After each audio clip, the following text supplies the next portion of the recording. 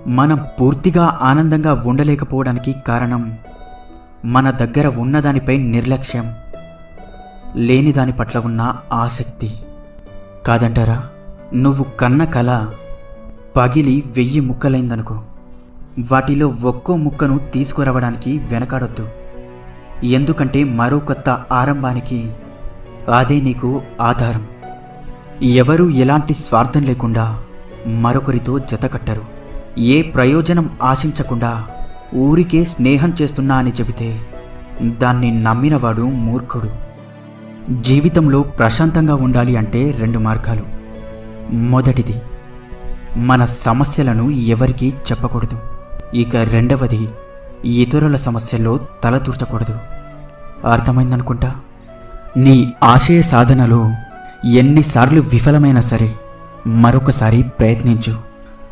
సమస్యలు